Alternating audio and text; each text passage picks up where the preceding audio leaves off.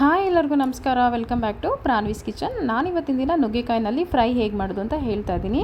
ಈಗಂತೂ ನುಗ್ಗೆಕಾಯಿ ಸೀಸನ್ನಲ್ಲಿ ಯಾವಾಗಲೂ ಸಿಗ್ತಾನೆ ಇರುತ್ತೆ. ರೆಗ್ಯುಲರಾಗಿ ಯಾವಾಗಲೂ ಸಾಂಬಾರು ಮಾಡ್ಕೊಂಡು ತಿನ್ನೋದಕ್ಕಿಂತ ಈ ರೀತಿ ಒಂದು ಡಿಫ್ರೆಂಟ್ ಆಗಿರೋಂಥ ಫ್ರೈ ಮಾಡ್ಕೊಂಡು ತಿಂದರೆ ತುಂಬ ಚೆನ್ನಾಗಿರುತ್ತೆ. ಟೇಸ್ಟ್ ಅಂತೂ ಅದ್ಭುತವಾಗಿರುತ್ತೆ. ನೀವು ಕೂಡ ಇದನ್ನು ಮನೆಯಲ್ಲಿ ಟ್ರೈ ಮಾಡಿ. ರೆಸಿಪಿ ಕೂಡ ತುಂಬ ಈಸಿಯಾಗಿರುತ್ತೆ. ಈಗ ಬನ್ನಿ ಇದನ್ನು ಹೇಗೆ ಮಾಡೋದು ಅಂತ ನೋಡ್ಕೊಂಡು ಬರೋಣ.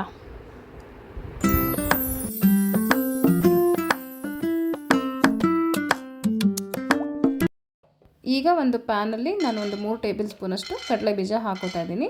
ಕಡಲೆ ಬೀಜನ ನಾನೊಂದು ಮೀಡಿಯಮ್ ಫ್ಲೇಮಲ್ಲಿ ಒಂದು 2 ನಿಮಿಷ ಹುರ್ಕೊಳ್ತೀನಿ. ಈ ಥರ ಕಲರ್ ಚೇಂಜ್ ಆಗೋವರೆಗೂ ಹುರ್ಕೊಂಡಿದ್ದಾದಮೇಲೆ ನಾನು ಇದಕ್ಕೆ 2 ಟೇಬಲ್ ಸ್ಪೂನಷ್ಟು ಹುರ್ಗಡ್ಲೆ ಹಾಕೋತಾ ಇದ್ದೀನಿ. ಹಾಗೆಯೇ ಒಂದು ಅರ್ಧ ಟೇಬಲ್ ಸ್ಪೂನಷ್ಟು ಜೀರಿಗೆ ಹಾಕೋತಾ ಇದ್ದೀನಿ. ಇದನ್ನು ಅಷ್ಟೇ ಒಂದು 2 ಮಿನಿಟ್ಸು ಮೀಡಿಯಮ್ ಫ್ಲೇಮಲ್ಲಿ ಫ್ರೈ ಮಾಡ್ಕೊಳ್ಳೋಣ. ಈಗ ನಾನು ಇದಕ್ಕೆ ಒಂದು 6ರಿಂದ 7 ಗುಂಟೂರು ಮೆಣಸಿನ್ಕಾಯಿ ಹಾಕೋತಾ ಇದ್ದೀನಿ. ಹಾಗೆಯೇ 1-2 ಬ್ಯಾಡಗಿ ಮೆಣಸಿನ್ಕಾಯಿ. ಖಾರ ನೋಡ್ಕೊಂಡು ನಿಮ್ಗೆ ಎಷ್ಟು ಬೇಕೋ ಅಷ್ಟು ಹಾಕ್ಕೊಳ್ಳಿ. ಒಂದು 10 ಸೆಕೆಂಡ್ ಇದನ್ನು ಹುರ್ಕೊಂಡಿದ್ದಾದಮೇಲೆ ತಣ್ಣಗೆ ಹಾಕ್ಬಿಡಿ. ಆಮೇಲೆ ಇದನ್ನು ಒಂದು ಮಿಕ್ಸಿ ಜಾರಲ್ಲಿ ಹಾಕ್ಕೊಂಬಿಟ್ಟು ಇದನ್ನು ಪೌಡರ್ ಮಾಡ್ಕೊಳ್ಳೋಣ. ನೋಡಿ ಈ ಥರ ಪೌಡರ್ ಆಗಬೇಕು.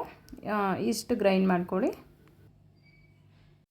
ಈಗ ನಾನು ನುಗ್ಗೆಕಾಯಿನ ವಾಶ್ ಮಾಡಿ ಈ ಥರ ಕಟ್ ಮಾಡಿ ಇಟ್ಕೊಂಡಿದ್ದೀನಿ. ಒಂದು ಪ್ಯಾನಲ್ಲಿ ನಾನೊಂದು 3 ಟೇಬಲ್ ಸ್ಪೂನಷ್ಟು ಕಡಲೆಬೀಜದ ಎಣ್ಣೆ ಹಾಕೋತಾ ಇದ್ದೀನಿ. ಎಣ್ಣೆ ಕಾದಿದ್ದಾದಮೇಲೆ ನಾವು ಕಟ್ ಮಾಡಿ ಇಟ್ಕೊಂಡಿರೋವಂಥ ನುಗ್ಗೆಕಾಯಿನ ಇದಕ್ಕೆ ಹಾಕ್ಕೊಂಡು ಫ್ರೈ ಮಾಡ್ಕೊಳ್ಬೇಕಾಗುತ್ತೆ.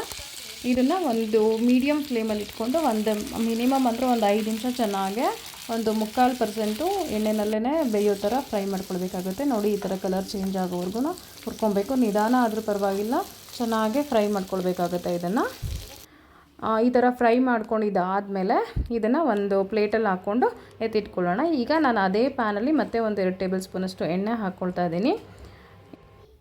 ಎಣ್ಣೆ ಕಾದಿದ್ದಾದಮೇಲೆ ನಾನು ಇದಕ್ಕೆ ಒಂದು 1 ಟೀ ಸ್ಪೂನಷ್ಟು ಸಾಸಿವೆ ಹಾಕ್ಕೊಳ್ತಾ ಇದ್ದೀನಿ. ಸಾಸಿವೆ ಸಿಡಿದಿದ್ದಾದಮೇಲೆ ನಾನು ಇದಕ್ಕೆ ಒಂದು 10 ಬೆಳ್ಳುಳ್ಳಿ ಹಾಕ್ಕೊಳ್ತಾ ಇದ್ದೀನಿ.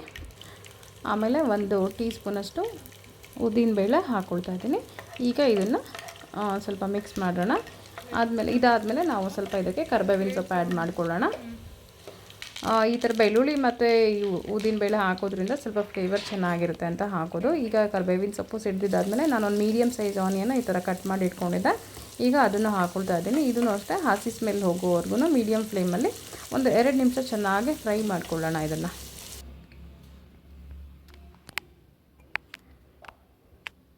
ಈಗ 1-2 ನಿಮಿಷ ಆಗಿದ್ದಾದಮೇಲೆ ನಾವು ಇದು ಫ್ರೈ ಮಾಡ್ಕೊಂಡಿರೋವಂಥ ನುಗ್ಗೆಕಾಯಿನ ಇದಕ್ಕೆ ಹಾಕ್ಕೊಳ್ಳೋಣ.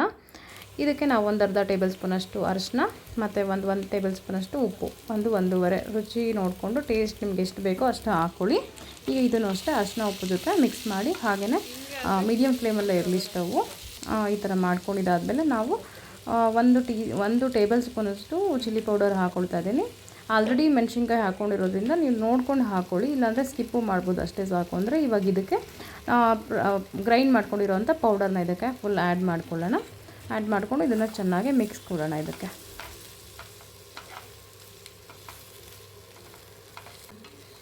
ಈಗ ಇದು ಚೆನ್ನಾಗಿ ಮಿಕ್ಸ್ ಮಾಡಿದಾದಮೇಲೆ ಇದು ಕನ್ಸಿಸ್ಟೆನ್ಸಿ ನೋಡಿಕೊಂಡು 1 ಗ್ಲಾಸು ನೀರು ಹಾಕ್ಕೊಳ್ಳಿ. 1 ಗ್ಲಾಸ್ ನೀರು ಹಾಕ್ಕೊಂಡಿದ್ದಾದಮೇಲೆ ಇದನ್ನು ಚೆನ್ನಾಗಿ ಮಿಕ್ಸ್ ಮಾಡ್ಕೊಳ್ಳೋಣ.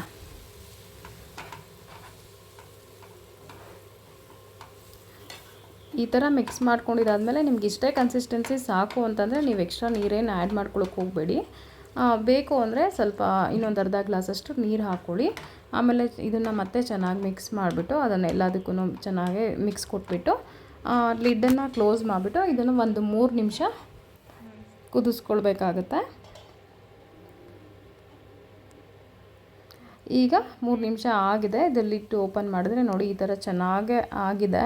ನುಗ್ಗೆಕಾಯಿನೂ ಕೂಡ ಚೆನ್ನಾಗಿ ಬೆಂದಿದೆ, ಮಸಾಲೆನೂ ಕೂಡ ತುಂಬ ಚೆನ್ನಾಗಿದೆ, ಟೇಸ್ಟ್ ತುಂಬ ಚೆನ್ನಾಗಿರುತ್ತೆ, ಉಪ್ಪು ಖಾರ ಎಲ್ಲ ಕರೆಕ್ಟಾಗಿರುತ್ತೆ. ಇದನ್ನು ಇವಾಗ ಮಿಕ್ಸ್ ಮಾಡ್ಕೊಳ್ಳಿ. ನೋಡಿ ಈಗ ಇದನ್ನು ನಾವು ಬೇಕಂದರೆ ಅನ್ನಕ್ಕೂ ಕಲಿಸ್ಕೊಂಡು ತಿನ್ಕೊಳ್ಬೋದು, ಅಷ್ಟು ಚೆನ್ನಾಗಿದೆ.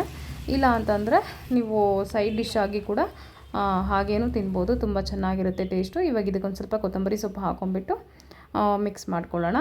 ಟೇಸ್ಟ್ ಅಂತೂ ತುಂಬ ಚೆನ್ನಾಗಿರುತ್ತೆ. ನೀವು ಕೂಡ ಮನೆಯಲ್ಲಿ ಟ್ರೈ ಮಾಡಿ ಹಾಗೆಯೇ ಹೇಗಿತ್ತು ಅಂತ ಹೇಳಿ. ಹಾಗೆ ಲೈಕ್ ಮಾಡಿ, ಶೇರ್ ಮಾಡಿ, ಹಾಗೆ ಕಮೆಂಟಲ್ಲಿ ಹೇಗಿತ್ತು ಅಂತ ತಿಳಿಸಿ. ಹಾಗೆ ನನ್ನ ಯೂಟ್ಯೂಬ್ ಚಾನಲ್ನ ದಯವಿಟ್ಟು ಸಬ್ಸ್ಕ್ರೈಬ್ ಮಾಡ್ಕೊಳ್ಳಿ. Thank you for watching.